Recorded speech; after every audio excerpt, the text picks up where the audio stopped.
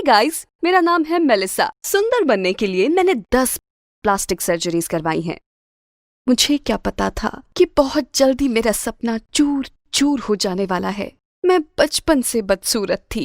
मेरी एक best friend भी थी जो बहुत सुंदर थी, तो स्कूल के बच्चे हमें चांद और चांद का दाग कहते थे। वो मुझसे बुरा बर्ताव करते थे, वो भी हर वक्त चिढ़ाए जाने की वजह से और मेरी शक्ल देखकर लोगों के मुंह फेर लेने की वजह से मैंने फैसला किया कि मुझे बदलना होगा। मैं उन रियलिटी टीवी स्टार्स और इन्फ्लुएंसर की तरह बनना चाहती थी जिन्हें सब प्यार करते थे। मैंने अपनी नौकरी से कुछ पैसे बचाए थे, तो मैं सर्जन के पास गई और मेरी नाक और कान ठीक करवाए। ऑपरेशन के बाद तो मानो जादू हो गया।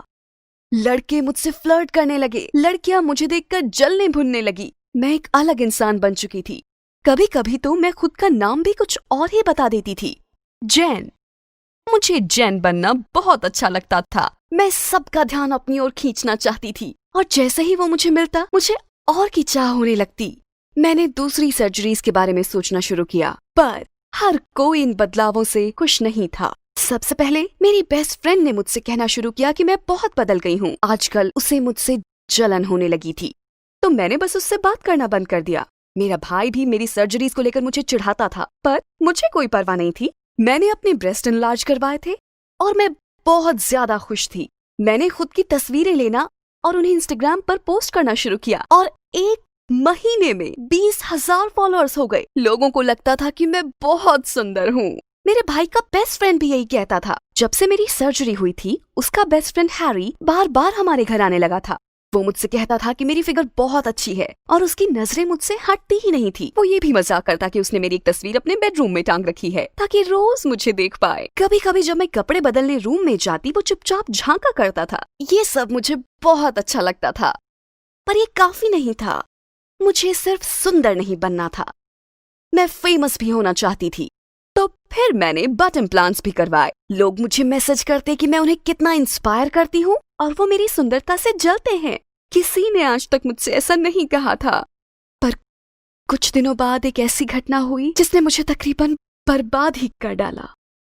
बात ये थी कि मुझे सिर्फ यही मैसेज नहीं मिल रहे थे। एक सीक्रेट अकाउंट था जिस पर मेरी नजर पड़ी। उस अकाउंट से मुझे 10 मैसेजेस आने लगे, वो भी हर दिन। मैसेजेस में मेरी इंसल्ट नहीं बल्कि तारीफ होती थी। शायद वो मुझसे कहता कि वो मेरी बॉडी के हर हिस्से को छूना चाहता है।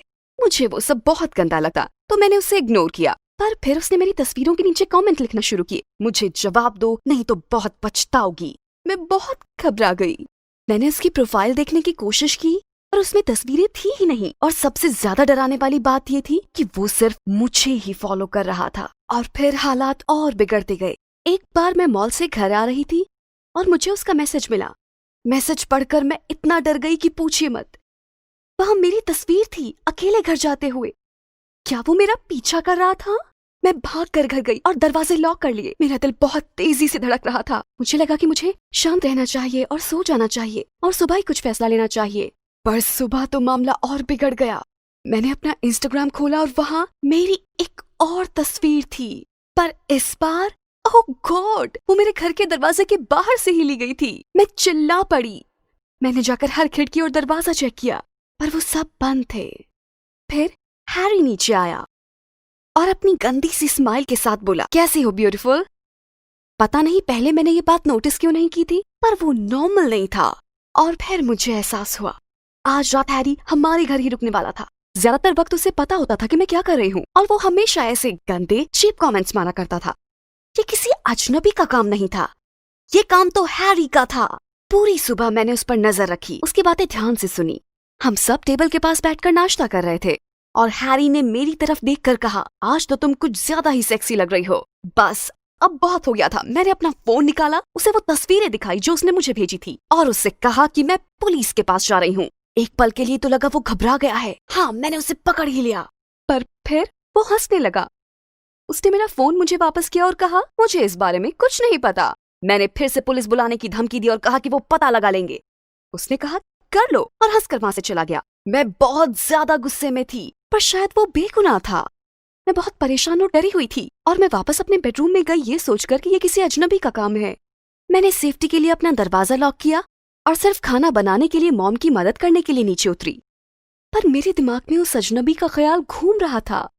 अब मुझसे सहन नहीं हुआ तो मैंने अपना फोन उठाया और उसे मैसेज लिखा कि तुम ऐसा क्यों कर रहे हो। और फिर बहुत ही अजीब बात हुई। मतलब मुझे तो यकीन ही नहीं हुआ। मैंने देखा कि टेबल पर पड़े हुए किसी के फोन में इंस्टाग्राम नोटिफिकेशन आया मेरे मैसेज का। मेरा दिल बहुत तेजी से धड़क रहा था। मैंने फोन उठाया और उसी वक्त उसे पहचान लिया। वो मेरे भाई का फोन था। मेरा अपना भाई मेरा पीछा कर रहा था और मुझे वो सारे मैसेजेस भेज रहा था। वो सोफा पर बैठा था। मैं उसके पास गई, उसका फोन उस पर फेंका और कहा, ये सब क्या है। जैसे ही उसने अपने फोन की तरफ देखा वो समझ गया कि वो पकड़ा गया है। फिर वो बस मुस्कुराया और मुझसे कहा, तुम कचरे की तरह दिखना चाहती थी तो तुमसे बर्ताव भी वैसा ही होगा। उफ, मुझसे उसकी तरफ देखा भी नहीं जा रहा था। मैंने मॉम से कहा कि मेरी तबीयत ठीक नहीं है और मैं अपने रूम में भाग गई और रात भर वहां रोती रही। हाँ, स्कूल में मुझसे बुरा बर्ताव किया जाता था, पर मेरी अपनी फैमिली ने मुझसे उससे भी बुरा बर्ताव किया। मैंने उसी वक्त अपना अकाउंट डिलीट किया और अपना सामान पैक करने लगी। अब मैं उसके साथ एक ही घर में नहीं रह सकती थी। मैं अपनी दोस्त के घर रहने गई और उसने मुझे ये सब भूलने में मदद की। कुछ वक्त बाद मैं ये सब भूलने लगी, पर मुझे अब भी बुरा लगता था। जब भी कोई आदमी मेरी तरफ देखता मुझे उसकी बात याद आती। पर फिर मैं एक अनोखे इंसान से मिली। मैं उससे एक कैफे में मिली। मैंने उसे अपना नाम जेन बताया और एक हफ्ते बाद हम डेट करने लगे। मुझे लगा सब कुछ ठीक चल रहा है, पर फिर एक बहुत ही बुरी बात हुई। मेरे इम्प्लांट्स में इन्फेक्शन हो गया और मुझे ऑपरेशन के लिए कहा गया। मुझे लगा अब बस सब खत्म। मेरा बॉयफ्रेंड मुझे छोड़ देगा और मेरा इन्फ्लुएंसर करियर भी खत्म ही समझो। पर हैरानी की बात यह है कि उसने ना सिर्फ मेरा साथ दिया, पर उसने कहा कि मैं जैसी हूँ वैसे ही उसे पसंद हूँ और हम साथ में हर मुश्किल का सामना करेंगे।